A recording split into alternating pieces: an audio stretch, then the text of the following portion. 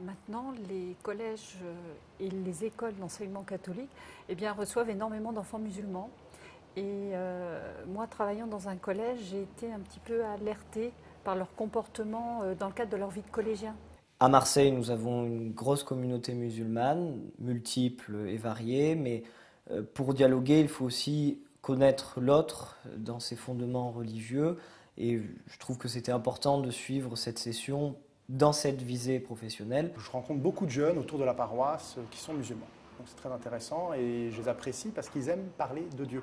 Dans un État laïque, c'est difficile d'affirmer sa foi sans être provoquant, sans gêner ou sans être incompris, parce que parfois on est un peu incompris.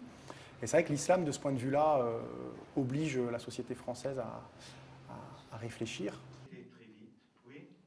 Comment est-ce qu'ils répondent à ce phénomène qu'il y a des musulmans en France qui viennent de partout, y compris des Français, et alors que bien souvent les fatwas sont assez nationales. Ce qu'on essaie de donner, c'est des connaissances de base, des outils, parce qu'effectivement en une semaine on ne fait pas une année ou 3 années d'études comme on peut le faire à Rome, des outils pour continuer un travail. Ça, c'est un peu, j'allais dire, ce qui se passe ce matin. Un deuxième souci que nous avons, c'est que ce n'est pas un cours universitaire sur l'islam. Donc, quel est le regard chrétien que l'on peut porter sur Mohammed, sur le Coran, sur la relation avec les musulmans? Ça nous paraît très important. Et puis, de rencontrer des gens, des témoins, puisque entre quelqu'un qui vit en Turquie, quelqu'un qui vit dans l'église d'Algérie à Oran, un autre qui est au Tchad, ce sera différents échos. Et puis rencontrer aussi des musulmans. Alors bien sûr, les musulmans que nous invitons à cette session, l'une comme intervenante, les autres comme témoins, sont des gens aussi qui sont convaincus que la relation avec les chrétiens est importante. Aimer Dieu, c'est s'éduquer afin de devenir capable d'aimer la créature de Dieu.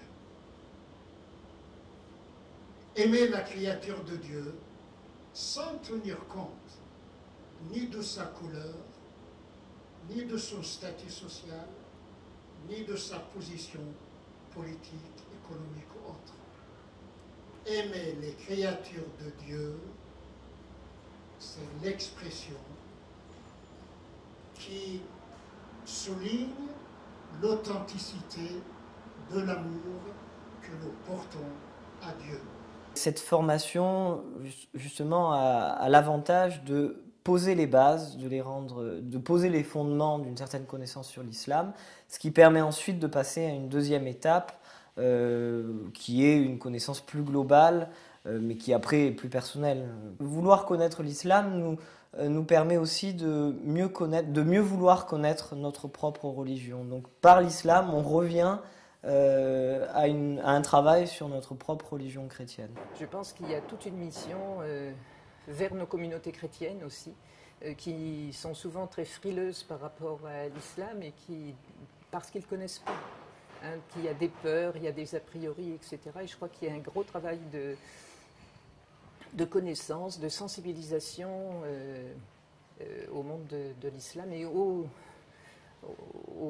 habitants, pour améliorer un vivre ensemble aussi. Connaître l'islam, c'est important, mais la finalité de tous, c'est dans cet immense royaume qu'est le royaume de Dieu, et c'est la place faite à la rencontre avec d'autres confessions, et notamment avec des musulmans. Pour moi, le dialogue interreligieux ne s'insère pas dans une gentillesse ou même un besoin de paix entre les hommes, ce qui est tout à fait légitime et heureusement, mais c'est d'abord une exigence du Christ lui-même. C'est parce que je crois au Christ, c'est à cause du Christ, à cause de Jésus, que je me dois d'aller dialoguer avec les autres religions. Dans cette exigence de la vérité. Non pas pour convertir, que moi j'aille convertir l'autre ou que l'autre vienne me convertir. Mais c'est dans la confrontation plutôt. Je pense qu'on est très très timide dans la confrontation aujourd'hui, par peur légitime peut-être de froisser, voilà. Mais je pense pour un chrétien, le débat est légitime, le dialogue est légitime dans la charité.